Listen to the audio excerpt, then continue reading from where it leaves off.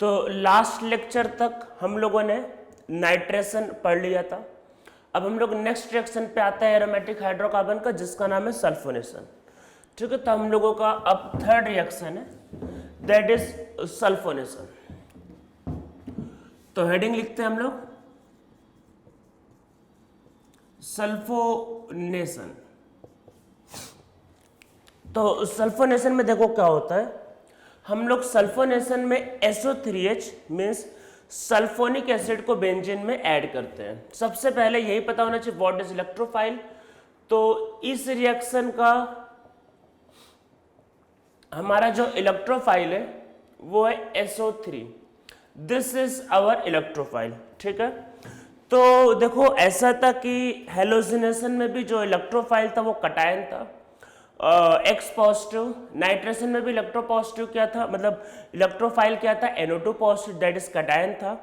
हम लोग आगे करेंगे Friedel craft alkylation and acylation, दोनों में भी जो हमारा इलेक्ट्रोफाइल होगा वो कटायन होगा। बट ये ध्यान रखना है कि सल्फोनेशन में हमारा जो इलेक्ट्रोफाइल है वो एक न्यूट्रल मॉलिक्यूल है और वो SO3 है। तो ये हमारा क्या है, इलेक्ट्रोफाइल। अब हम लोग इसके लिए देखो रिएजेंट्स क्या लेते हैं।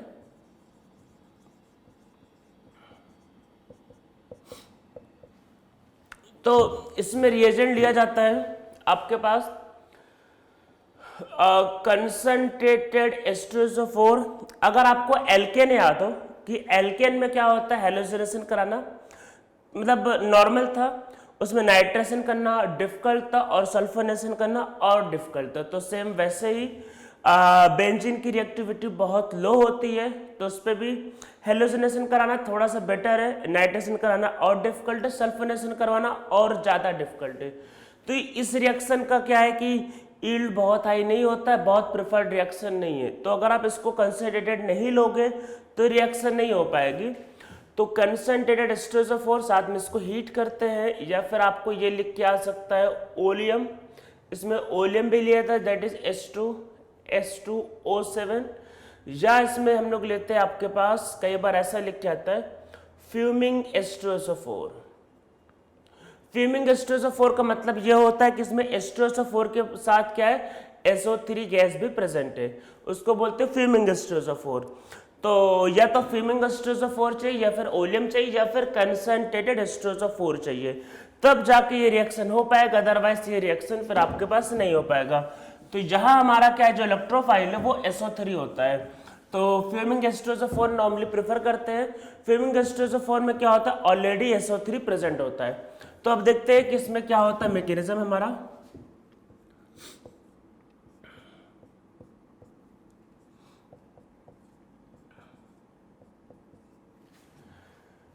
ये SO3 मॉलिक्यूल का स्ट्रक्चर होता है। ये आपका पाई बॉन्ड इधर जाएगा जैसे रिएक्शन में होता है, तो ये इस पे अटैक करेगा और ये इधर जाएगा। ठीक है, तो ऐसा करने से आपके पास क्या होगा, ऐसा करने के बाद positive charge, double bond and double bond, और एक ऑक्सीजन पे नेगेटिव, किसी भी एक ऑक्सीजन पे, मैं इधर कर देता हूं, किसी भी एक ऑक्सीजन पे नेगेटिव चार्ज। ठीक है, अब देखो इसके आगे क्या है कि यहाँ पे हाइड्रोजन, नॉर्मली अभी तक क्या हो रहा था, हाइड्रोजन बाहर का कोई बेस लेके जा रहा था, पर इस बार जो हाइड्रोजन होगा वो यही गेन कर लेगा और हाइड्रोजन का जो इलेक्ट्रॉन होगा वो इधर ट्रांसफर हो जाएगा। तो हाइड्रोजन का इलेक्ट्रॉन इधर ट्रांसफर हो जाएगा और H इसको मिल जाएगा, तो इससे आपके पास क्या बनेगा,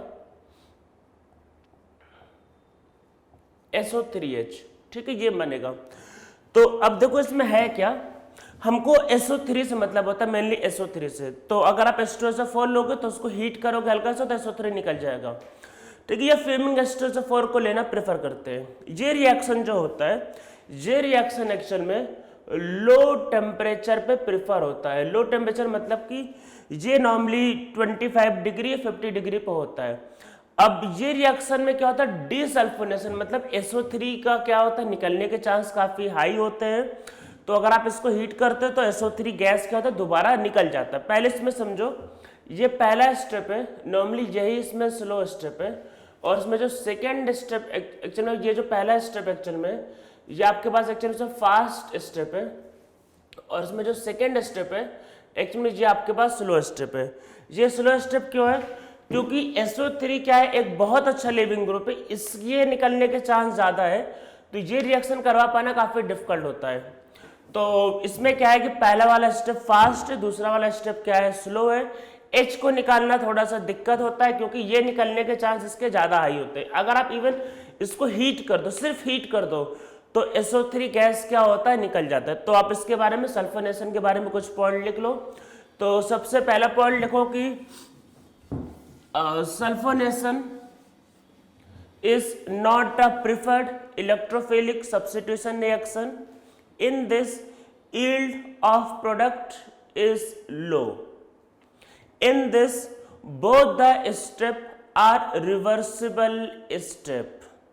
ठीक है, yield low होता है, उसमें दोनों स्टेप क्या होता है, reversible step. Normally electrophilic substitution में पहला वाला स्टेप स्लो होता है, सेकेंड वाला स्टेप फास्ट होता है, पर दो रिएक्शन आयोडोनेशन एंड सल्फोनेशन में ध्यान रखना है कि पहला वाला स्टेप फास्ट होता है, दूसरा वाला स्टेप रिलेटिवली ज़्यादा स्लो होता है। तो यहाँ पे सेकेंड वाला स्टेप स्लो होता है। अगर सेकेंड वाला स्टेप स्लो होता है तो अगर आप हाइड्रोजन की जगह अगर आप ड्यूटेरियम लगाओगे तो रेट ऑफ द रिएक्शन और ज़्यादा स्लो हो जाएगी, जिसके बारे में हम लोगों ने ऑलरेडी पहले डिस्कस किया हुआ है। तो इसमें नीचे लिखो, इसमें लिखो in sulphonation first step is fast step and second step is slow step. If we replace hydrogen by deuterium or any other heavier isotope, then rate of reaction decreases. ठीक है, रेट ऑफ रिएक्शन डिक्रीज कर जाएगा, इस बात को ध्यान रखना है। अब इसमें कुछ बातों को आपको और ध्यान रखना है, वो ये कि सल्फोनेशन रिवर्सिबल होता है और वो लो टेम्परेचर पे सपोर्ट होता है, और हाई टेम्परेचर पे अगर आप करोगे तो रिएक्शन रिवर्स हो जाएगा। ठीक है, तो इसमें नीचे लिखो sulphonation is favourable at low temperature, at high temperature desulphonation take place, that is benzene sulphonic acid is converted into benzene at high temperature. ठीक है, बात को ध्यान रखना है। तो हाई टेम्परेचर पे डिसल्फोनेशन हो जाता है, इसको लो टेम्परेचर पे करवाना प्रेफर करते हैं, और ये बहुत ज़्यादा प्रिफर्ड रिएक्शन नहीं होता है, ये बात को ध्यान रखना है। तो कंसंट्रेटेड लेना है, ये बात को ध्यान रखना है, डाइल्यूट नहीं लेना है, और लो टेम्परेचर पे नॉर्मली करवाते हैं। बेस्ट होगा कि आप फ्यूमिंग एसिटोसोफोर या ओलियम लो, तब रिएक्शन होने के चांस थोड़े से ज़्यादा होंगे, अदरवाइज रिएक्शन को करवा पाना बहुत डिफिकल्ट हो जाएगा ये। ठीक है, तो ये अब इसमें क्या है कि सल्फोनिक एसिड एक क्या है, एक इलेक्ट्रॉन विथड्रॉइंग ग्रुप है, तो यहाँ पे क्या होता है, पॉली सब्स्टिट्यूशन नहीं हो पाता। तो अब इसमें लिखो कि in this reaction poly substitution is not possible. तो यहाँ पे पॉली सब्स्टिट्यूशन नहीं हो पाता है, एक ही जुड़ता है, पॉली सब्स्टिट्यूशन नॉर्मली नहीं होता है, क्योंकि एक सल्फोनिक एसिड बहुत ज़्यादा इलेक्ट्रॉन विथड्रॉइंग ग्रुप होता है, जब वो ऑलरेडी बेंजीन में प्रेजेंट हो जाएगा तो दूसरा सल्फोनिक एसिड जुड़ने के चांसेस काफ़ी लो होते हैं। तो ये हमारा हो गया सल्फोनेशन। अब हम लोग आते हैं अपने रिएक्शंस पे, जो है आपका fourth Friedel-Crafts alkylation and Friedel-Crafts acylation. तो एल्काइलेशन और एसाइलेशन को करने के पहले आप सबसे पहले लिखो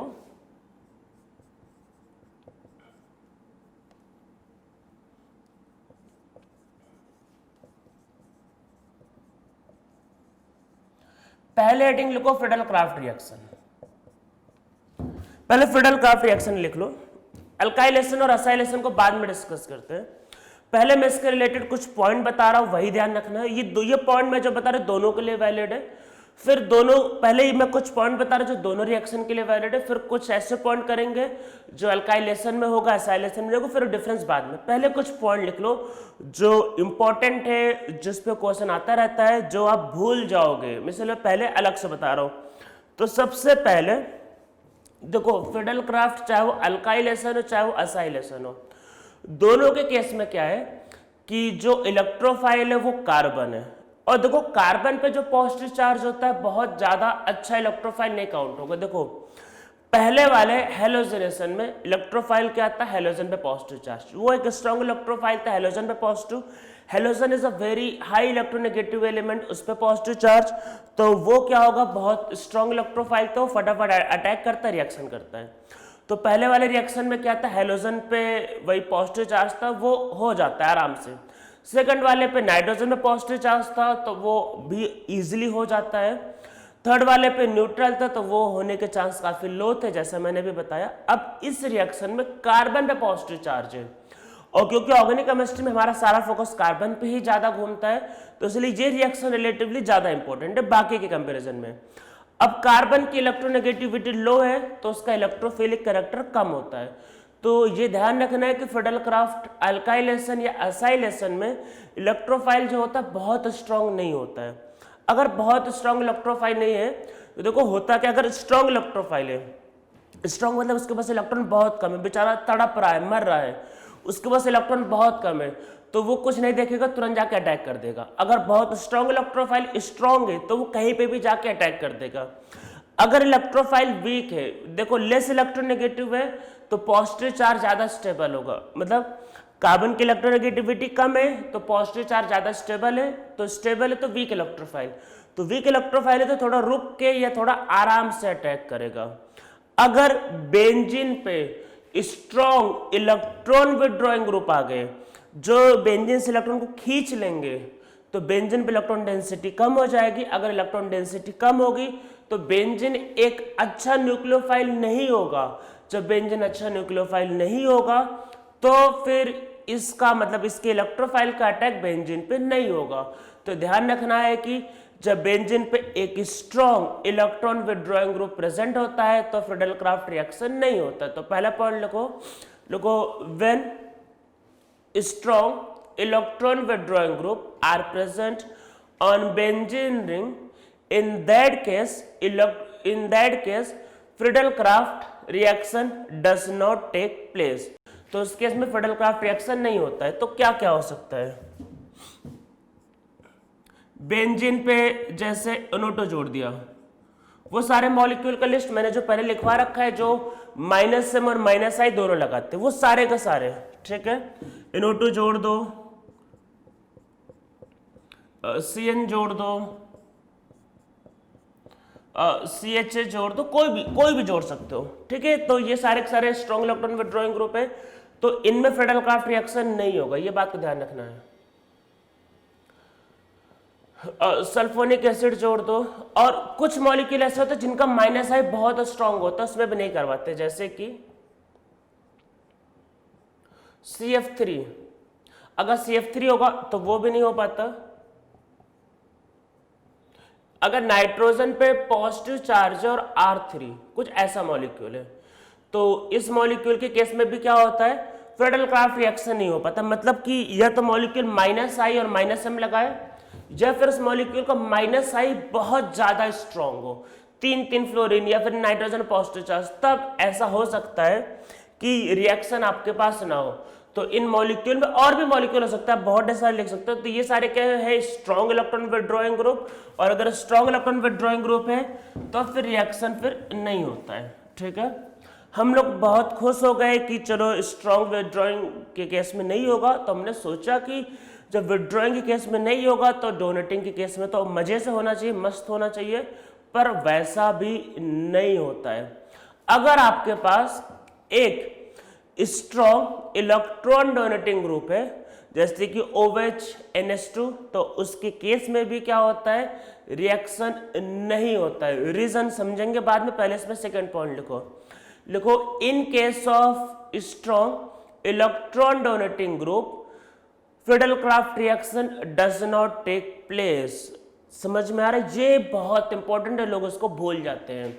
तो अगर कोई स्ट्रॉन्ग इलेक्ट्रॉन डोनेटिंग ग्रुप होगा, in case of strong electron donating group Friedel Crafts reaction does not take place, तो फिर से फिडेलक्राफ्ट रिएक्शन नहीं होता है। मतलब कि कहां नहीं होता है, मतलब अगर बेंजीन पे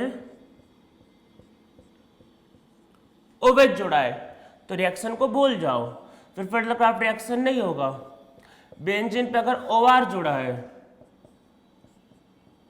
बेंजीन पे NH2 जुड़ा है, तो ऑक्सीजन एंड नाइट्रोजन के मॉलिक्यूल का +M बहुत स्ट्रांग होता है, तो ऐसे मॉलिक्यूल भी क्या होता है, फिडेलक्राफ्ट रिएक्शन नहीं देते हैं। तो अब क्वेश्चन ये आता है, भाई फिर देता कौन है बेंजीन के अलावा, तो लिखते हैं, तो लिखो when weak electron donating group and weak electron withdrawing group are present on benzene ring, in that case only Friedel Craft reaction is possible on benzene. ठीक है, जब वीक इलेक्ट्रॉन डोनेटिंग ग्रुप या weak electron withdrawing group present होते हैं तो उसी case में क्या होता है, फ्रीडल क्राफ्ट रिएक्शन पॉसिबल होता है। तो देखते हैं भाई कहां कहां हो सकता है, लिस्ट लिख लेते हैं। बेंजीन, CH3, कोई भी जोड़ लो, कोई भी जो मन करे, कोई भी कार्बन चेन जोड़ लो। मैं आगे आर कर देता हूं, जोड़ लेना आराम से।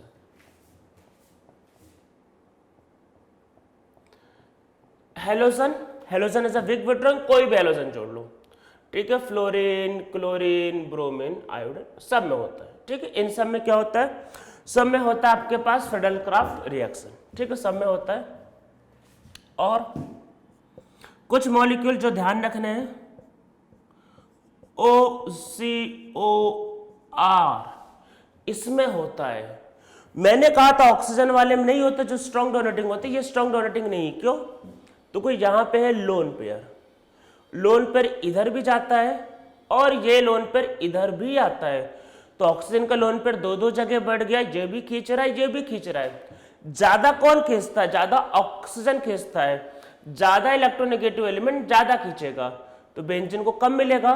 तो मैंने कहा कि जब आपका वीक इलेक्ट्रॉन डोनेटिंग ग्रुप या वीक विथड्रॉइंग भी लगा होता है, तब जाके रिएक्शन होगा। This is a weak withdrawing, तो जिसमें रिएक्शन हो जाएगा, इसमें हो जाएगा, या फिर NH C double bond O और R इसमें हो जाएगा। ये बात ध्यान रखना है। किसमें नहीं होगा? अगर ये C डबल बॉन्ड O और OR होता तब रिएक्शन नहीं होगा। This is a very strong withdrawing group. इस टर्म में इधर साइड से लगाए तो जिसमें रिएक्शन नहीं होगा उसमें रिएक्शन हो जाएगा। या अगर आपके पास बेंजीन पे अगर OH जुड़ा है तब भी नहीं होगा। Strong withdrawing group strong donating group में नहीं होगा, और आपका जो वीक डोनेटिंग ग्रुप होगा उसके केस में रिएक्शन आपके पास जो होगा वो हो जाएगा। इस बात को आप लोगों को ध्यान रखना है कि कहां रिएक्शन होगा और कहां रिएक्शन नहीं होगा। ठीक है, तो यहां तक तो सबको समझ में आ रहा होगा कि कहां रिएक्शन करवाना है और कहां रिएक्शन नहीं करवाना है। अब हम लोग इसमें आते हैं आपका फ्रीडल क्राफ्ट एल्काइलेशन में। ठीक है, पहला रिएक्शन हमारा है फ्रीडल क्राफ्ट एल्काइलेशन। सबसे पहले समझते हैं इलेक्ट्रोफाइल क्या है। इलेक्ट्रोफाइल है R पॉजिटिव, कार्बन में positive charge, alkyl positive charge. आप जैसे भी R पॉजिटिव जनरेट कर लोगे रिएक्शन हो जाएगी। ठीक है, R पॉजिटिव जनरेट करना, जैसे भी करना चाहो। क्या क्या रिएजेंट लिए जाते हैं तो देखते हैं कि कैसे कैसे जनरेट कर सकते हैं रिएजेंट। तो होता क्या है कि आदमी पहले वाले रिएजेंट पे इतने ज्यादा क्वेश्चंस करता है, पहले वाले रिएजेंट पे इतना ज्यादा खोया रहता है कि आदमी दूसरा तीसरा रिएजेंट को भूल जाता है, और उसी केस में एग्जाम में गलती होने लगती है कि आदमी रिएजेंट्स को पहचान नहीं पाता है। जब रिएजेंट्स को पहचान नहीं पाता तो रिएक्शन करवा नहीं पाता, फिर क्वेश्चंस गलत हो जाते हैं। तो क्या रिएजेंट लिए जाते हैं वो देखते हैं। पहला रिएजेंट जो ले सकते हैं RX, साथ में कोई भी लुईस एसिड, कौन कौन सा, AlCl3 कोई भी ले सकते हैं, FeCl3, BF3, इवन Fe भी ले सकते हैं, कोई भी SnCl2 कोई भी ले सकते हैं। ऐसे कोई भी लुईस एसिड, सब एनहाइड्रस होने चाहिए, एनहाइड्रस। तो होता क्या है, ये सारे लुईस एसिड हेलोजन्स को ले लेंगे और R पॉजिटिव बनेगा, रिएक्शन हो जाएगा। ठीक है, ये ले सकते हो। अगर ये लेने का मन नहीं है, ठीक है, ये लेने का मन नहीं है तो और क्या ले सकते हैं भाई, और क्या हो सकता है, और आपके पास हो सकता है एल्कीन और साथ में H पॉजिटिव। अगर एल्कीन पे H पॉजिटिव होगा तो देखो होगा, ये देखो आपस में रिएक्शन कर लेंगे, ये आपका इस पे अटैक कर लेगा और इससे क्या बन जाएगा, इससे बन जाएगा R CH पॉजिटिव और CH3 कार्बोकटायन। हमारा इलेक्ट्रोफाइल है कार्बोकैटायन, ये ध्यान रखना हमारा जो इलेक्ट्रोफाइल है वो एक कार्बोकैटायन ही है, तो CH पॉजिटिव बनेगा, अटैक कर देगा, रिएक्शन हो जाएगा। तो हम लोग CH पॉजिटिव ऐसे भी कर सकते, मीन्स एल्किन के साथ अगर H पॉजिटिव भी लिया, जैसे कि H2SO4 लिया, तब भी रिएक्शन हो सकता है, कार्बोकैटायन की हमें जरूरत है। ठीक है, ये दूसरा पॉइंट ध्यान रखना है। और इसमें फिर तीसरा क्या ले सकते हैं, एल्कोहल। एल्कोहल, एल्कोहल के साथ क्या होता है, एसिड। इसमें कैसा एसिड ले सकते हैं, इसमें एक्चुअल में लोएस एसिड या फिर आपका ब्रोंस्टेड एसिड दोनों ले सकते हैं। दोनों के केस में रिएक्शन हो जाती है। मतलब होता क्या है, अगर आप एल्कोहल के साथ लोएस एसिड लाइक BF3 लेते हो, ये आपको काफी दिखाई देगा एल्कोहल प्लस BF3। तो BF3 में क्या होता है कि जो बोरॉन पे जो होता है लोन पेयर होता है, क्या देखो उस पर लोन पेयर है, और बोरॉन पे जो वैकेंट ऑर्बिटल होता है ये इस पे अटैक करके इसको तोड़ने में हेल्प करता है। तो एक्चुअल में इससे बनता है क्या, इससे बनता है R पॉजिटिव प्लस बनता है कि आपके पास OH BF3 माइनस। तो R हमारा अल्टीमेट गोल क्या है, R पॉजिटिव निकालना, तो निकाल देता है। या आप एल्कोहल के साथ H पॉजिटिव ले सकते हो और ये इस पे अटैक करेगा, वाटर को बाहर निकाल देगा, तो R पॉजिटिव प्लस H2O। तो कोई भी रिएक्शन जिससे कार्बोकैटायन जनरेट हो सकता है तो उससे फिडेलक्राफ्ट एल्काइलेशन हो सकता है। सबसे ज्यादा यूज इसका ही होता है, सबसे ज्यादा यूज होता है alkyl halide plus Lewis acid का। पर आप एल्किन प्लस H पॉजिटिव या फिर अल्कोहल प्लस एसिड या कोई भी एसिड का यूज कर सकते हो फिडेलक्राफ्ट एल्काइलेशन के लिए। तो हमारा अल्टीमेट टारगेट क्या है, एक इलेक्ट्रोफाइल को जनरेट करना जो क्या है, एक कार्बोकैटायन। जब भी कार्बोकैटायन आपको नाम आए तो एक बात आपके दिमाग में सबसे पहले स्ट्राइक करना चाहिए, कार्बोकैटायन है तो रीअरेंजमेंट हो सकता है। ठीक है, तो पहले वाले में हेलोजन था तो वहां तो कोई ऐसी बात नहीं थी, फिर नाइट्रोजन था, फिर सल्फर था, वहां छोड़ो, अब कार्बन आया। कार्बोकैटायन सुनते ही आपके दिमाग में पहला स्ट्राइक यही आना चाहिए कि रीअरेंजमेंट इज पॉसिबल। ये बात को ध्यान रखना है। जितने भी इंटरमीडिएट है, चाहे वो कार्बन आयन है, चाहे वो फ्री रेडिकल है, उनमें रीअरेंजमेंट नहीं होता है, कार्बोकैटायन में रीअरेंजमेंट होता है। कार्बोकैटायन को सुनते ही अगर आपके दिमाग में रीअरेंजमेंट नहीं आता है तो आप ये मान के चलो कि जेईई मेन और एडवांस दोनों या नीट का भी क्वेश्चन आप गलत ही करने वाले हो। कार्बोकैटायन आया तो एग्जाम में रीअरेंजमेंट होता ही होता है उसमें, मतलब कार्बोकैटायन देने का पर्पस सही होता है बच्चे को कि उसको ये चेक करना कि उसको रीअरेंजमेंट आता है कि नहीं आता है। तो जहां कार्बोकैटायन बना तो आपको रीअरेंजमेंट सबसे पहले स्ट्राइक करना ही चाहिए। ठीक है, बात को ध्यान रखना है। तो हम लोग इसमें नीचे लिख लेते हैं, इसमें नीचे लिख लो, in this carbocation intermediate is form so rearrangement is possible. ठीक है, रीअरेंजमेंट यहाँ पॉसिबल है, ये बात को आप डिनाई नहीं कर सकते। अब देखते हैं क्या है रिएक्शन क्या है। तो कॉन्सेप्ट तो वही है जो हम लोग पहले करते आ रहे हैं, पर इसमें देख लेते हैं क्या है कॉन्सेप्ट। RX का रिएक्शन AlCl3 के साथ करोगे तो इससे क्या बनेगा, RX कंबाइन होता है AlCl3 के साथ, this form R positive and plus X AlCl3 negative. ठीक है, तो इससे आपके पास वही R पॉजिटिव बनेगा,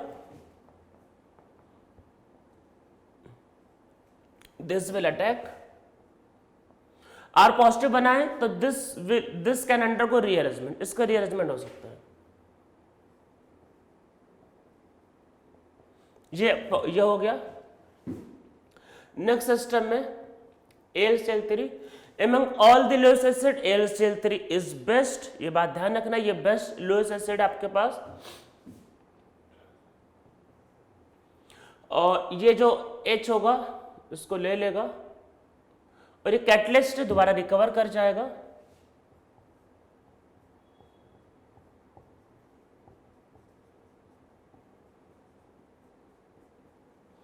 ठीक है, ये हमारा रिएक्शन होगा, this will be our reaction. तो इस पे क्या बना, इस पे बना आपके पास बेंजीन पे आता है कार्बन, तो वो आएगा वही एल्काइल बेंजीन। ठीक है, एल्काइल बेंजीन बनेगा, बेंजीन पे कार्बन का चेन आ जाएगा।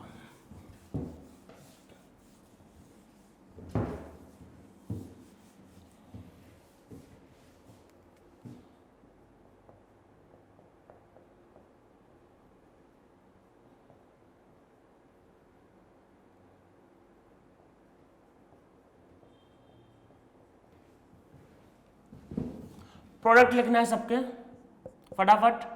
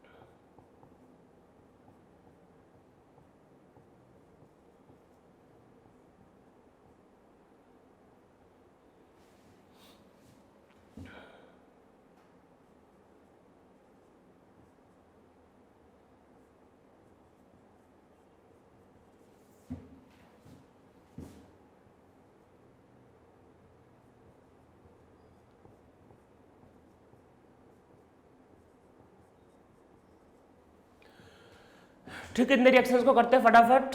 तो देखो क्या होगा इसमें, सबसे पहले फटाफट क्या होगा, बेंजीन पे CH3 आएगा। ठीक है, H पॉजिटिव किस पे अटैक होगा, वाटर बाहर निकलेगा, कार्बोकेटाइन किस पे attack, this will B CH2 CH3। ठीक है, ये हमारा प्रोडक्ट होगा। अब देखो यहां पे क्या होता है, इस वाले पे Cl बाहर निकलेगा, this will form CH3 CH2 और CH2 पॉजिटिव। ठीक है, ये कार्बोकेटाइन, Cl बाहर, कार्बोकेटाइन का रीअरेंजमेंट हो सकता है, बात ध्यान रखनी है। तो यहाँ पे रीअरेंजमेंट करवाना नहीं बोलना है। सो CH3 CH positive and CH3, इस इलेक्ट्रोफाइल का अटैक होगा, वो खुद रीअरेंज करेगा, फिर इसका अटैक होगा। सो जो प्रोडक्ट जो होगा, प्रोडक्ट विल बी दिस, इसको बोलते हैं क्यूमीन। तो हमारा जो प्रोडक्ट होगा, प्रोडक्ट विल बी क्यूमीन। ठीक है, ये हमारा प्रोडक्ट आएगा। इसमें स्ट्रेट चेन यहाँ पे है, पर यहाँ पे ऐसा चेन आएगा आइसोप्रोपाइल। तो हमारा जो प्रोडक्ट होगा वहां पे आइसोप्रोपाइल है, इसको बोलेंगे आइसोप्रोपाइल बेंजीन या फिर क्यूमीन, कॉमन नेमिंग। अब देखो अगर ऐसा कोई केस आ गया तो CH3 क्या होता है, तो CH3 हम सबको पता है, CH3 is ortho para directing. तो अगर CH3 एक ऑर्थो पैरा डायरेक्टिंग ग्रुप है तो उस केस में क्या है कि ऑर्थो पैरा दोनों बनाना है। तो मैंने जैसा बताया था पहले आपको लेक्चर में, CH3 का साइज छोटा होता है तो उसमें ऑर्थो नॉर्मली ज्यादा बनता है। तो यहाँ पे Me और Me ये थोड़ा सा ज्यादा होगा, मेजर होगा, मतलब बहुत ज्यादा डिफरेंस तो नहीं होगा, पर ये मान लो 55% के आसपास होगा। तो ये दूसरा वाला थोड़ा सा कम होगा, 45%, पर एक दूसरे के ये कैसा है, ऑर्थो पैरा डायरेक्टिंग। तो ऑर्थो और पैरा, देखो बच्चों ये वाला ग्रुप बड़ा है, इसका साइज बड़ा है, तो इसमें क्या होगा, पैरा ज्यादा होगा। इसमें पैरा नियरली 90% के आसपास होगा, उससे ज्यादा होगा, तो मैं इसका पैरा बना देता हूं। और बाकी आप लोग समझदार हुई तो ऑर्थो वाला खुद से कर लेना। ठीक है, तो मैंने इसका पैरा बना दिया, पैरा विल बी नियरली 90%। ठीक है, तो इसमें काफी ज्यादा हो जाएगा ये। तो इसमें देखो दिक्कतें क्या क्या है। तो सबसे पहला दिक्कत इस रिएक्शन में ये है कि अगर आपको कार्बन पे एक लंबा स्ट्रेट चेन चाहिए तो आप इसमें कभी नहीं बना सकते। क्यों? क्योंकि यहाँ पे रीअरेंजमेंट हो जाता है कार्बोकेटाइन का, और जब रीअरेंजमेंट हो जाएगा तो हमेशा आपको ब्रांच वाला मिलेगा, आपको स्ट्रेट चेन नहीं मिलेगा। तो इसमें कुछ प्रॉब्लम लिखते हैं, तो इसमें नीचे लिखो आपका लिमिटेशंस ऑफ रिडलक्राफ्ट एल्काइलेशन। इसके क्या लिमिटेशंस है? तो पहला पॉइंट लिखो इसमें कि in this electrophile is carbocation, so rearrangement is possible. So straight chain of 3 carbon or more carbon is never formed in Friedel-Crafts alkylation. ठीक है, तो स्ट्रेट चेन 3 कार्बन है, उससे ज्यादा कार्बन का कभी नहीं बनता आपके पास, किसमें? फ्रिडल-क्राफ्ट एल्काइलेशन में। देखो होता क्या है, मैंने आप लोगों को बताया था कि एक चैप्टर था केमिकल काइनेटिक्स में, वहां हम लोगों ने क्या देखा था, अगर टेम्परेचर बढ़ाएंगे तो रेट ऑफ रिएक्शन बढ़ता है, टेम्परेचर घटाएंगे तो रेट ऑफ द रिएक्शन कम होगा। तो अगर आप इस रिएक्शन को लो टेम्परेचर पे करवाओ तो रेट ऑफ द रिएक्शन कम हो जाएगा, पर वहां पे मतलब रेट ऑफ रिएक्शन कम होने का मतलब कि अगर ये रिएक्शन मान लो कि 100 डिग्री पे मान लेते हैं 1 घंटे पे होता है, तो अगर हम इसको 0 डिग्री पे करवाएंगे तो हो सकता है 10 घंटे में हो, तो टाइम बढ़ जाएगा। पर लो टेम्परेचर पे क्या होता है, कई बार कार्बोकैटायन जनरेट नहीं होता है और रीअरेंजमेंट पॉसिबल नहीं होता है। तो वो अभी लिख लेते हैं, चलो अच्छा पहले यही लिख लेते हैं। तो पहला लिमिटेशन इसमें यही है कि इसमें कार्बोकैटायन बन जाता है, रीअरेंजमेंट पॉसिबल है।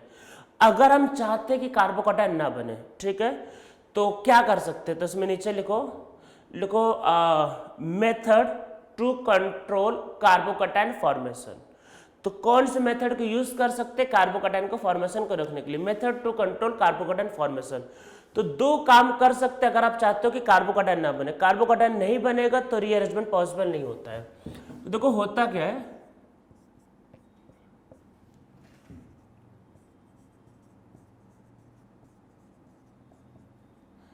अगर आप इसका रिएक्शन ऐसे लिख के आता है, एग्जाम में कुछ नहीं मेंशन किया, ऐसे लिख के आता है, तो आपको चुपचाप इसमें क्या करना है,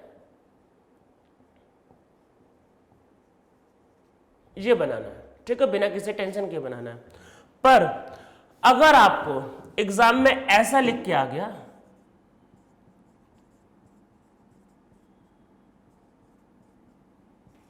AlCl3 और साथ में लिखा है लो टेम्परेचर, तो लो टेम्परेचर देने का पहले इंटेंशन आपको समझ में आना चाहिए कि वो चाह रहा है कि आप रीअरेंजमेंट ना करवाओ।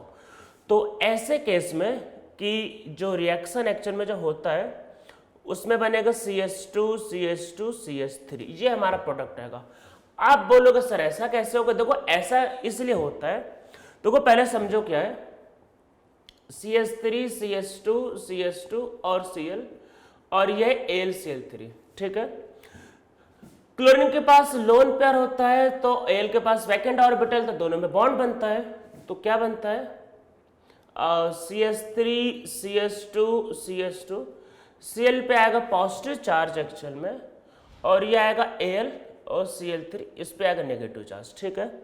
अगर आपके पास टेम्परेचर ठीक ठाक हाई होगा, जैसे रूम टेम्परेचर या हाई टेम्परेचर होगा, तो उस केस में ये बॉन्ड टूट जाएगा। आपको ये बात याद होगी कि बॉन्ड को तोड़ने के लिए एनर्जी की रिक्वायरमेंट होती है, तो बॉन्ड तभी टूटेगा जब एनर्जी होगी। अगर आप टेम्परेचर घटा दोगे, आपने एनर्जी घटा दिया, तो ये बॉन्ड टूटेगा ही नहीं। तो लो टेम्परेचर पे क्या होता है कि ये बॉन्ड नहीं टूटता है, तो लो टेम्परेचर पे हमारा ये इलेक्ट्रोफाइल होता है ये। तो जब ये इलेक्ट्रोफाइल है कब, एट लो टेम्परेचर, तो लो टेम्परेचर पे हमारा ये इलेक्ट्रोफाइल होता है ये।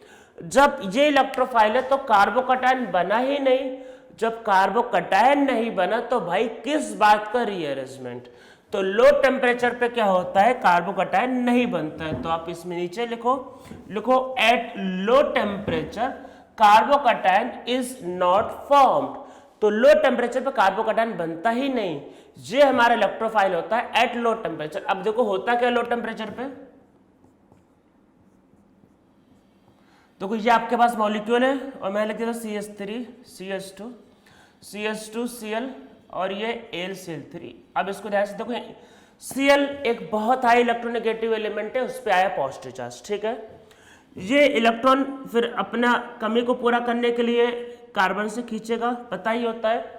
क्लोरीन क्या लगाता है, -I। अब क्लोरीन पॉजिटिव, सोचो पॉजिटिव चार्ज आ गया तो उसका -I कितना स्ट्रांग होगा, तो क्लोरीन पॉजिटिव का -I बहुत स्ट्रांग होता है, कार्बन से पूरा का पूरा इलेक्ट्रॉन खींच लेगा, निचोड़ लेगा। तो जैसे इलेक्ट्रॉन खींचेगा तो इस पे आएगा प्लस चार्ज, अरे इलेक्ट्रॉन खींच रहा है ना, अब इस पे है प्लस चार्ज, तो अब उस पे केस में फिर ये ऐसे और फिर इसको इस पे अटैक करना, ठीक है, और आपको प्रोडक्ट जो होगा बन जाएगा। तो ये चीज आपको समझ में आ गया होगा। Eight low temperature carbocation is not form, so rearrangement is not possible. अगर आपको रीअरेंजमेंट अवॉइड करना है तो टेम्परेचर क्या लेंगे हम लोग, लो टेम्परेचर लेंगे, ठीक है। दूसरा तरीका देखो, दूसरा तरीका क्या हो सकता है, ये क्या है, ये एक इलेक्ट्रोफाइल, कैसा इलेक्ट्रोफाइल, स्ट्रॉन्ग इलेक्ट्रोफाइल। अगर आप स्ट्रॉन्ग इलेक्ट्रोफाइल लोगे, देखो स्ट्रॉन्ग इलेक्ट्रोफाइल का मतलब ये होता है बेचारा इलेक्ट्रॉन के लिए तड़प रहा है, उसको इलेक्ट्रॉन की बहुत ज्यादा जरूरत है, उसको इलेक्ट्रॉन चाहिए, बेचारा बहुत मतलब बेचैन है। स्ट्रॉन्ग इलेक्ट्रोफाइल उसको इलेक्ट्रॉन चाहिए, तो वो तुरंत इलेक्ट्रॉन ले लेगा और तुरंत उसको तोड़वा देगा, ठीक है। अगर वीक इलेक्ट्रोफाइल है तो रिलैक्स से चिल है, उसको इतनी जल्दी नहीं है, वीक इलेक्ट्रोफाइल है, रिलैक्स रहेगा, तो दोनों का जो बॉन्ड होगा बन जाएगा पर वो रिलैक्स रहेगा वो। तो जब वो क्या होगा, इतना जल्दी बेचैन नहीं होगा कि तुम उसका बॉन्ड तोड़ो। तो अगर आप स्ट्रॉन्ग की जगह अगर आप वीक इलेक्ट्रोफाइल लो तो वहां पे भी क्या होता है कि आपको स्ट्रेट चेन आपको क्या होगा मिल सकता है ऑन बेंजीन। तो स्ट्रेट चेन को ऑप्टेन करने के देखो दो तरीके, लो टेम्परेचर या वीक इलेक्ट्रोफाइल। ठीक है, तो आप इसमें नीचे लिखो in case of weak electrophile carbocation is not formed, so rearrangement is also not possible in case of weak electrophile। तो मैं समझाता हूं इसका देखो मतलब क्या, पहले मतलब समझो।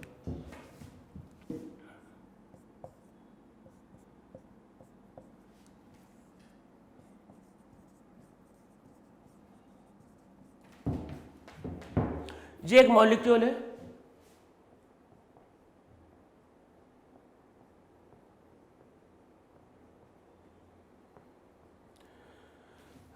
इसमें टेम्परेचर मेंशन नहीं किया तो रूम टेम्परेचर मान लो। ये पहला प्रोडक्ट,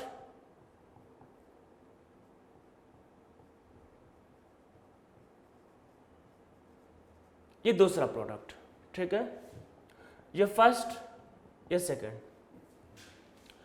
अगर हमारा जो लुइस एसिड है अगर वो AlCl3 है, AlCl3 एक स्ट्रॉन्ग लुइस एसिड तुरंत को तोड़वा देगा, तो हो सकता है ये ज़्यादा हो, ये 90% हो और ये 10%। देखो परसेंटेज मतलब मैं आपको वैल्यू नहीं बता रहा, बस आपको मैं आइडिया दे रहा हूँ कि जब स्ट्रॉन्ग न्यूक्लियोफाइल है तो इसका अमाउंट ज़्यादा, क्योंकि स्ट्रॉन्ग के केस में क्या होगा कि ज़्यादा कैटायन बनेगा तो ज़्यादा रीअरेंजमेंट और ये वाला कम। अगर आप न्यूक्लियोफाइल को थोड़ा सा वीक कर दो, जैसे सॉरी अगर आप इलेक्ट्रोफाइल को थोड़ा वीक कर दो, BF3 थोड़ा सा वीक किया, तो जब थोड़ा सा वीक किया तो वैसे केस में क्या होगा कार्बोकैटायन बनने के चांस कम। मतलब वीक देखो, अगर वीक होगा तो क्या होता है कि CH3 CH2 CH2 Cl और BF3। तो वैसे केस में क्या होता है इनका बॉन्ड मतलब वीक इलेक्ट्रोफाइल है तो बहुत ज़्यादा इलेक्ट्रॉन नहीं खींचता है, ज़्यादा इलेक्ट्रॉन नहीं खींचेगा तो इसका बॉन्ड नहीं टूटेगा, तो यहाँ पे होगा माइनस, यहाँ पे होगा प्लस, तो ऐसे केस में ये मेंटेन रह जाता है। तो इसका मतलब ये हुआ कि इसका परसेंटेज कम होने लगेगा, मीन्स मान लो ये कम हो गया 70% और इसका परसेंटेज बढ़ेगा। तो जैसे जैसे इलेक्ट्रोफाइल वीक होगा वैसे वैसे स्ट्रेट चेन वाले का परसेंटेज बढ़ता है। और वीक इलेक्ट्रोफाइल लो, सपोज को हमने आयरन ले लिया, तो हो सकता है कि इसका देखो वैल्यू मैं बता रहा हूँ ये एग्जैक्ट करेक्ट हो भी सकता है नहीं भी हो सकता, बस मैं आपको आइडिया दे रहा हूँ कि जैसे जैसे आपको क्वेश्चन ये आएगा कि किसमें ज़्यादा हो सकता है, तो जैसे जैसे इलेक्ट्रोफाइल वीक होता जाएगा वैसे वैसे स्ट्रेट चेन का जो अमाउंट होगा वो बढ़ता जाएगा। ठीक है, तो अब आपको ध्यान रखना है कि स्ट्रेट चेन अगर आपको बनाना है तो दो बातों का ध्यान रखना होता है इसमें, या तो लो टेम्परेचर या फिर वीक इलेक्ट्रोफाइल।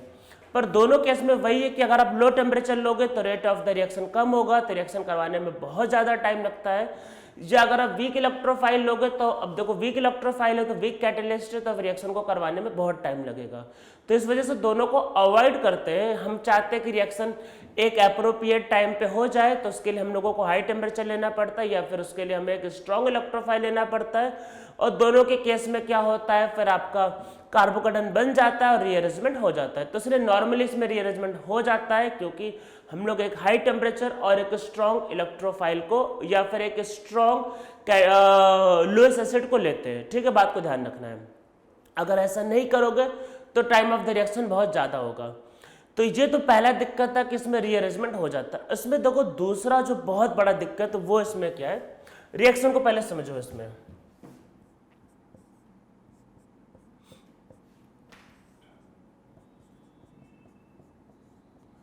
बेंजीन का रिएक्शन RX प्लस AlCl3 के साथ करवाते हैं। ठीक है, आपने सोचा ये 1 मोल लेते हैं, चलो 1 मोल मतलब 1 मोल या 1 इक्विवेलेंट, इसको भी लेते हैं 1 मोल, मतलब 1 मोल दोनों को लिया, सोचा कि चलो 1 मोल, इसको भी 1 मोल इसको 1 मोल लेते हैं।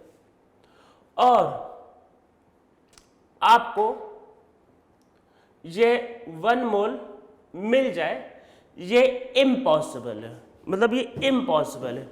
आप बोलोगे सर इसमें क्या दिक्कत क्या है, R पॉजिटिव बना, जोड़ दो, बन गया मॉलिक्यूल, क्या दिक्कत। देखो दिक्कत ये है रिएक्शन देखो ऐसा नहीं होगा कि 1 मोल, देखो 1 मोल का मतलब है 6 × 10⁻23 मॉलिक्यूल। ऐसा नहीं होगा कि सडनली सारे अटैक कर दे, एक एक करके अटैक होता है। तो देखो होता क्या है, एक कार्बोकेटाइन बनेगा, इस पर अटैक करेगा, फिर एक बनेगा, उस पर अटैक करेगा। देखो थोड़ी देर बाद समझो क्या होगा, थोड़ी देर बाद क्या होगा, बेंजीन का अमाउंट कम हो गया और इसका अमाउंट ज्यादा हो गया। अब देखो आर क्या लगाता है, अच्छा आर क्या लगाता है, आर लगाता है प्लस आई इफेक्ट। तो इसकी वजह से बेंजीन पे देखो इलेक्ट्रॉन डेंसिटी बढ़ जाएगी।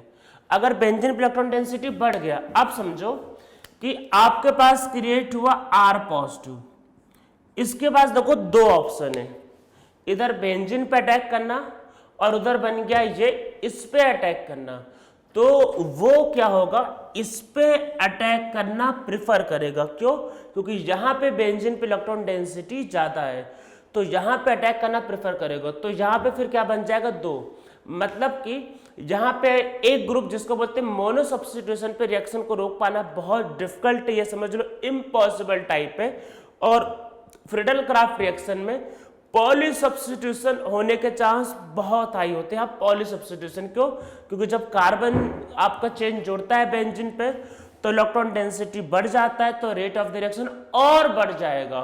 तो अटैक यहाँ पे, फिर यहाँ पे एक कार्बन का चेन, फिर दो कार्बन का चेन, फिर तीन कार्बन का चेन, और इवन इसमें 6 कार्बन का चेन भी जुड़ सकता है पूरे के पूरे 6 पोजीशन पे। ठीक है, तो ये इसका बहुत बड़ा ड्रॉबैक है कि यहाँ पे पॉली सब्स्टिट्यूशन हो जाता है। मोनो सब्स्टिट्यूशन पे रिएक्शन को रोक पाना बहुत डिफिकल्ट होता है। मीन्स अगर आपने मान लो इसको 1 मोल लिया, इसको 1 मोल लिया, तो हो सकता है 1 मोल में से आधा मोल बचा रह जाए और ये खत्म हो जाए, ये खत्म होगा, रिएक्शन स्टॉप हो जाए, और ये खत्म होने के बाद यहाँ पे mono substitution, di substitution, tri substitution, हर एक के प्रोडक्ट पॉसिबल हो, सबके बन सकते हैं।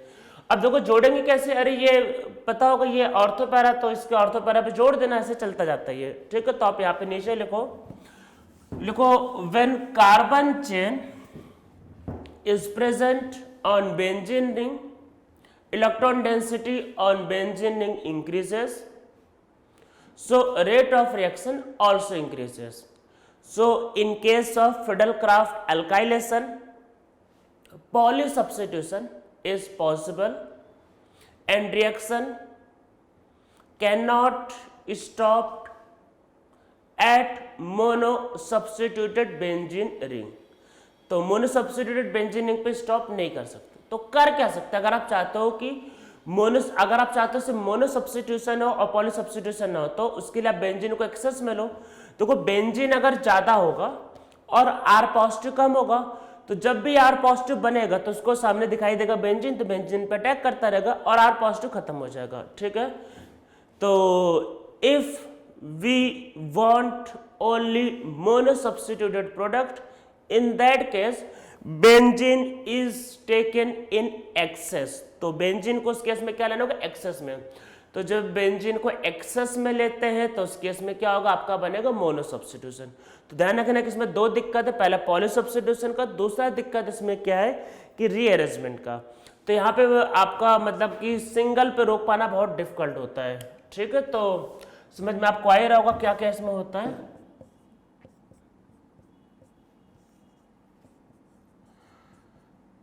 तो जैसे ये मॉलिक्यूल है और 1 इक्विवेलेंट भी दिया होगा तब भी ये चलता है, ये एक्सेस में होगा तब तो मोनो होगा, पर अदरवाइज नहीं। तो पहले ये बनेगा, फिर इसके ऑर्थो पैरा पे जोड़ देना, देखो चलता जाएगा। फिर इसके ऑर्थो पैरा जहां पे जोड़ना चाहो तो इसके पैरा पे जोड़ दो, मतलब ऑर्थो पे वैसे, फिर इसमें फिर से एक और जोड़ दो, चलता जाएगा ऐसा। ठीक है, तो आपका ऐसा ही चलता जाएगा, आप करवाते रहना तो ये आपका रिएक्शन हो जाएगा। ठीक है, तो ये दो दिक्कतें इसमें बहुत बड़ी है, एक तो पॉली सब्स्टिट्यूशन की और दूसरा क्या है, रीअरेंजमेंट का। ठीक है, तो चलो कुछ एग्जांपल्स और समझ लेते हैं।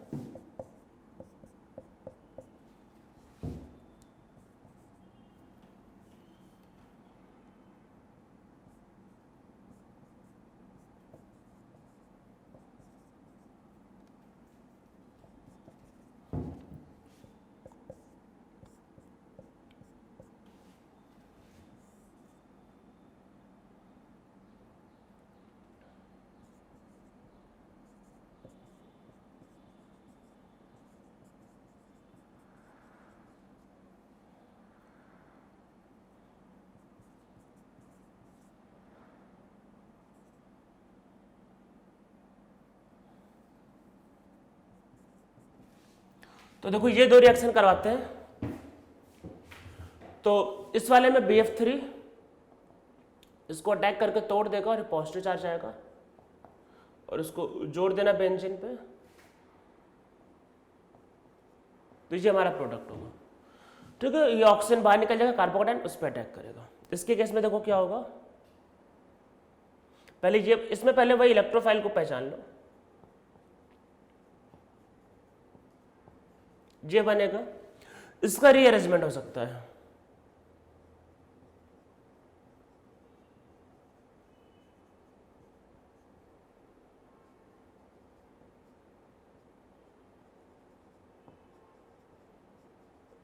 और इसका उस पर अटैक,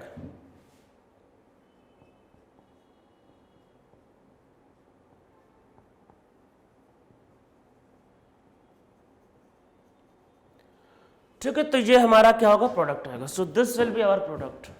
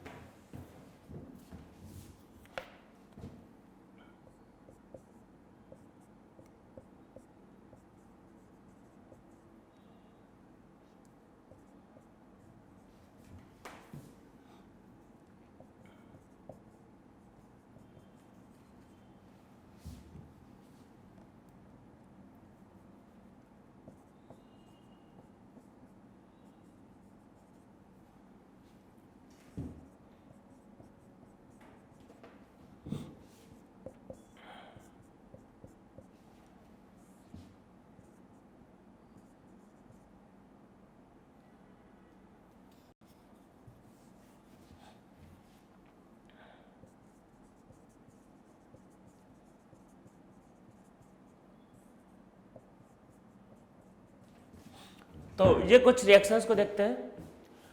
तो ये होगा आपका इंट्रामॉलिक्यूलर फिडेलक्राफ्ट। तो देखो सेल को बाहर निकाल दो, कार्बोकेटाइन बनेगा उसको, और जो कार्बोकेटाइन बनेगा देखो सेल को बाहर निकाल देंगे। इसमें क्या होगा, मैं यहीं पे कर देता हूँ, सेल को देखो बाहर निकाला, अभी पॉजिटिव चार्ज। अब क्या होगा, ये इधर और इसका इधर अटैक, तो देखो क्या बनेगा। तो अब इसको देखो ध्यान से देखना क्या होगा, यहाँ पे एक हाइड्रोजन पहले से प्रेजेंट है, ठीक है, दिख नहीं रहा है, एक हाइड्रोजन पहले से, हाइड्रोजन, फिर CH2 CH2 CH2 CH, और इस पे जुड़ गया है, और यहाँ पे आ गया पॉजिटिव चार्ज, और दिस विल बी CH3, ठीक, ये मॉलिक्यूल। अब क्या होगा, एरोमेटिक एटर पता ही होता है, मेंटेन करना होता है, तो ये इधर चला जाएगा, और H पॉजिटिव बाहर निकलना है, पता ही होता है H किसको कुर्बानी देना होता है, H पॉजिटिव को बाहर कर दो।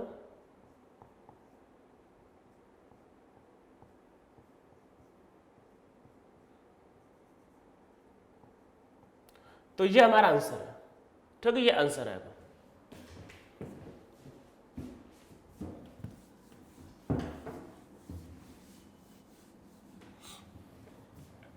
अब देखो यहां पे क्या है, यहाँ पे देखो दो, यहाँ पे क्या हो रहा है, कह सकते हैं, ये आपके पास था, इसको बाहर निकाला, यहाँ पे देखो पॉजिटिव चार्ज, ठीक है। सबसे पहली बात, ये इधर अटैक कर दे, तो आप इससे बनाओगे, H को बाहर निकाल देना, हाइड्रोजन को बाहर निकाल देना, ठीक है, बाहर निकाल के मतलब क्या बनेगा, ये बनेगा, ठीक है। इसमें एक पॉसिबिलिटी ये है कि देखो ये प्राइमरी है, ठीक है, तो प्राइमरी से हो सकता, देखो प्राइमरी है, एक तो पॉसिबिलिटी ये था, दूसरी पॉसिबिलिटी क्या, ये प्राइमरी है, ठीक है। तो प्राइमरी है तो हाइड्रोजन एक इधर आ सकता है, तो यहाँ पे क्या होगा, H माइनस को शिफ्ट हो सकता है, हाइड्राइड शिफ्ट, तो क्या बनेगा,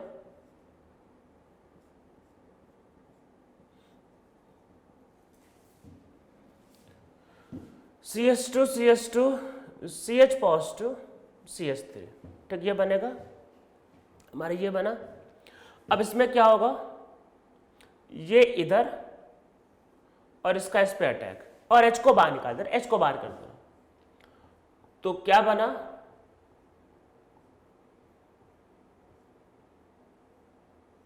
ये बनेगा, आप करके देखना, ये बनेगा।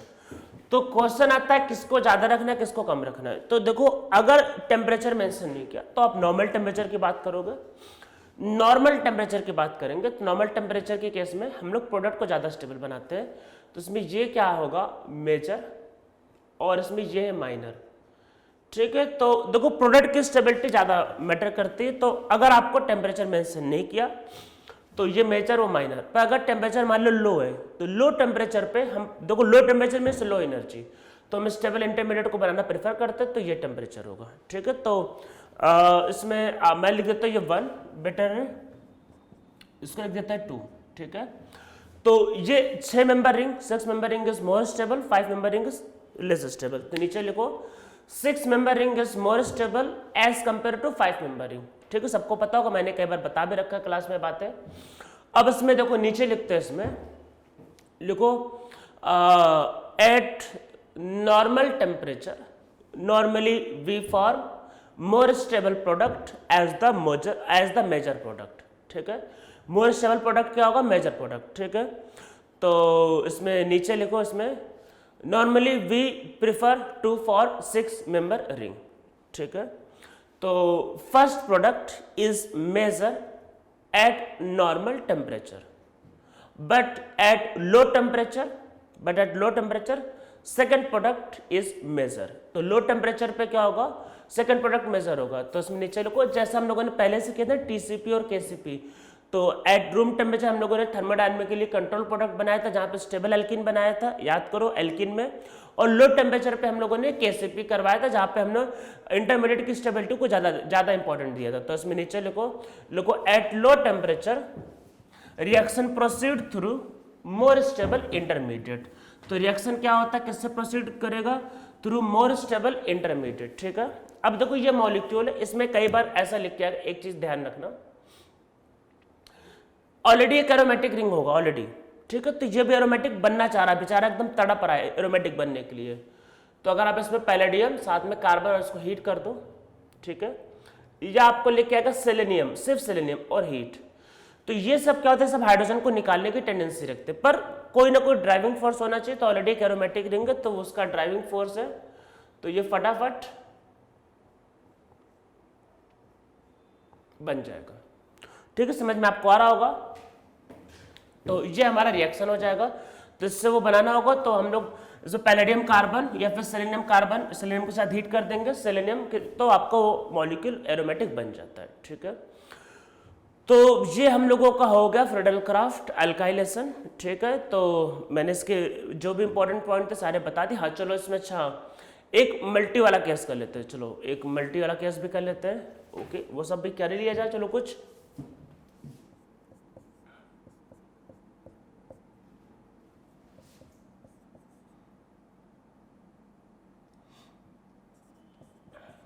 ऐसा लिख लेते हैं, ठीक है।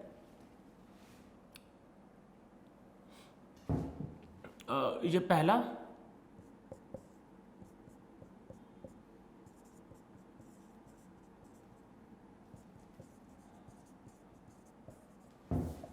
ये इसमें एक दो केस और कर लेते हैं।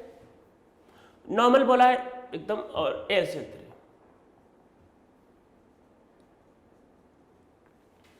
सेल को बाहर क्या बनेगा CH2Cl पॉजिटिव। देखो ये ज्यादा स्टेबल बल्कि CH3 से, क्यों, क्योंकि क्लोरीन के अरे एक सेल लेके जाएगा, एक सेल बचा ना, ये क्लोरीन के पास लोन पेयर है उसको स्टेबल कर देगा। अटैक कराओ,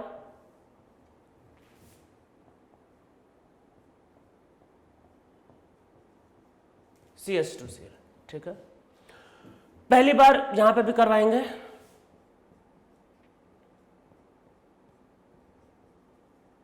CH2Cl बना, ठीक है।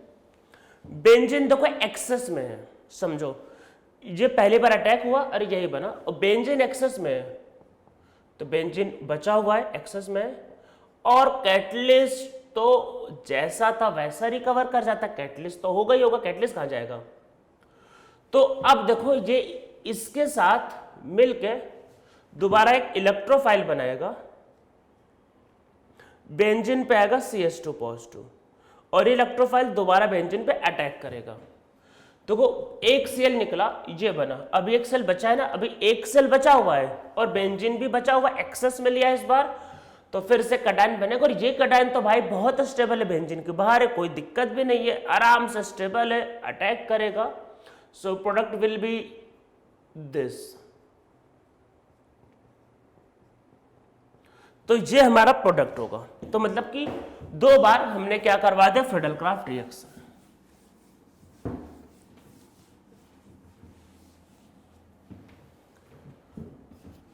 और करवाते हैं, जब मजा आ रहा है तो करवा देते 2-3 और। एक्सेस क्लोरोफॉर्म ले लेते हैं, AlCl3। पहले बनेगा PH CsCl2। अरे एक क्लोरीन बाहर निकला, बचा है क्लोरीन। बेंजीन तो एक्सेस में है, वो कहां जाएगा? फिर एक सेल बाहर निकालो, अटैक, एक सेल बाहर निकालो, अटैक करो। ठीक है, फिर Cl बचा हुआ है और बेंजीन एक्सेस में था, फिर से एक और मौका, एक और अटैक कराते रहो।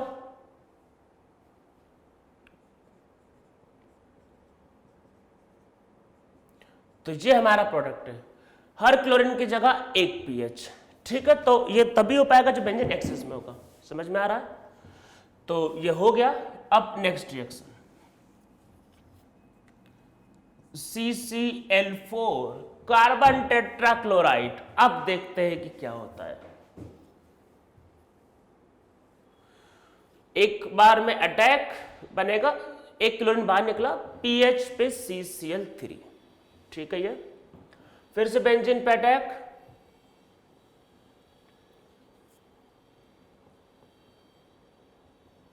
पीएच, बेंजीन है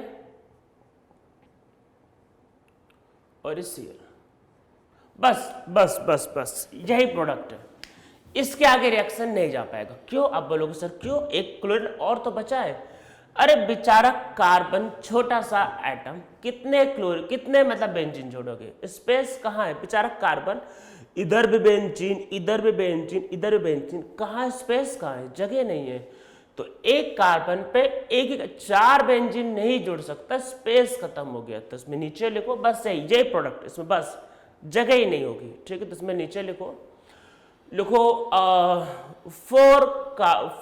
4 बेंजीनिंग is never attached with single carbon। ठीक है, 4 बेंजीनिंग never attached with single carbon। एक सिंगल कार्बन से 4 बेंजीनिंग अटैच नहीं हो पाती, यही इसका प्रोडक्ट है। ठीक है, तो हम लोगों को यहीं पे रिएक्शन को रोकना पड़ेगा और यही हमारा क्या होगा, प्रोडक्ट होगा। ठीक है, समझ में आपको आ रहा होगा? तो हमारा जो प्रोडक्ट होगा वो यही आएगा, आपको बस यहीं पे रिएक्शन को रोकना होता है।